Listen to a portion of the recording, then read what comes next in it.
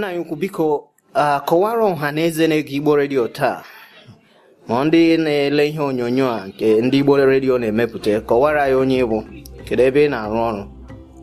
Aha m bụ Reverend Father Chika Obalike.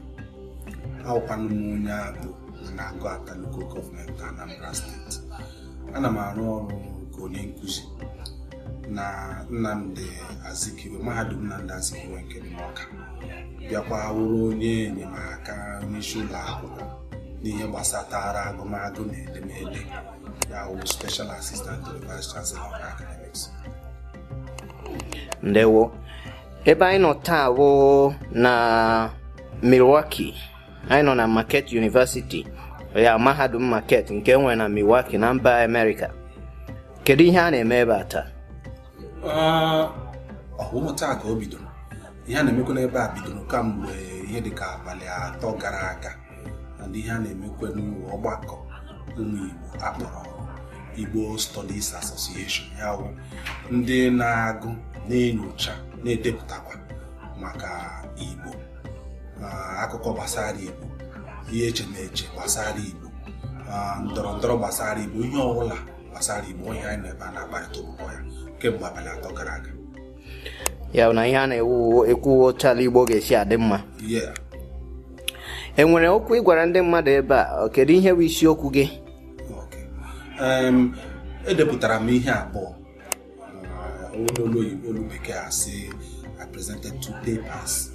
Nke mbụ wụ akwụkwọ ndepụtara ịkọwa maka Igbo identity nke nyekwara taa. Ebe ahụ enyochara m etu ndị bịakwaranụ kọwara anyị maka okpukpere Christianity si were nye aka ịkwalite abụmigbo anyị bụ, and ogo dị iche iche anyị gagorola ịchọpụta onye anyị wụ and ihe anyị gakwa na-akpọ onwe anyị. Anyị sitere na ndị nna nna anyị ha bụrụ ụzọ nabata okwukwe na Kraịst, etu ha si were nabata ya, ihe wee bụ n'uche ha, etu ha sikwere nagide ya wụ nkụzi, mana ha emegideghị abụmụmmadụ ha na omenala na akụkọ ala Igbo.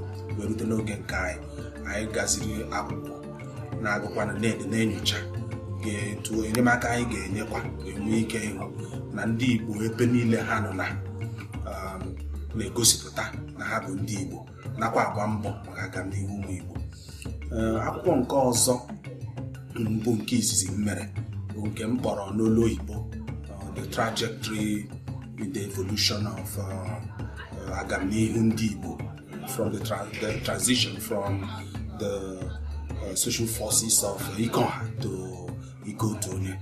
Ihe m nyochakwara n'akwụkwọ ha bụ ihe eji akọ Igbo ọnụ na-asị Igbo bụ onye ọbụla na-achọ nke onwe ya, ma ọ bụ na Igbo dị anya ukwu, ma ọ bụ na Igbo kpọrọ ibe ha asị.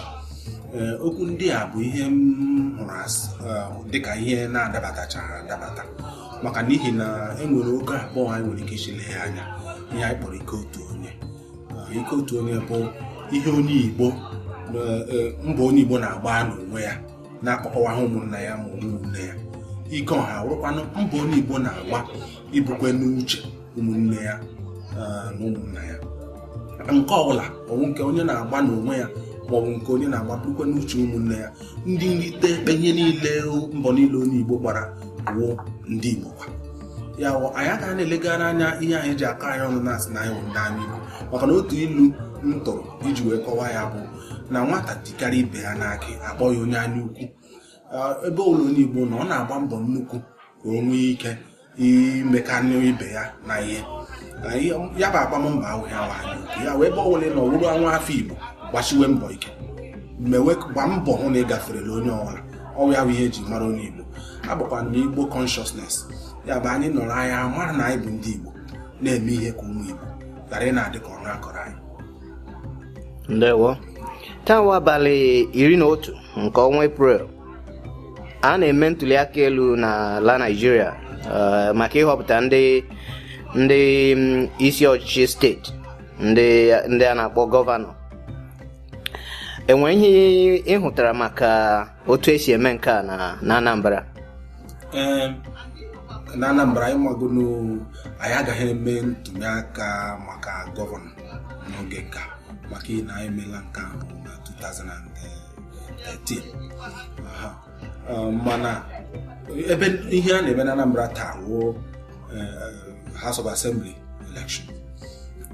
Ọ na-aga na-achị Anambra ọwụ echiche gọvanọ na anyị ga-akpọpụta ndị ga-enyere gọvanọ aka. Ọwụzighị ịbịa chewe ka anyị tụọ vootu dịka anyị si eme na presidential nke presidential na-agafela. Ihe anyị na-elezi anya ya ọdịmma steeti anyị. Ọkwana ya bụ ihe anyị kwuchara bifo anyị bịawa ntụgharị uche nke anyị bịara ebe a. Ebukwa m n'uche enwebeghị ozi m natara n'ụlọ, mana ka m si wee nyocha tupu m abịawa, ọ dị m ka ndị ga-akwado ọchịchị apụga na Anambra steeti ga-aka nweta ọnọdụ na ya bụ House of Assembly. Ndewo. Unu bụ ndị na-ejere Chineke ozi, ndị ọzụzụ atụrụ. Ana m ajụ sị, enwere ọrụ dịrị unu n'ịkwado asụsụ na omenala Igbo? Ọrụ dịrị anyị bụkwara n'ibu nwanne m. Ọrụ dịrị anyị ebuka.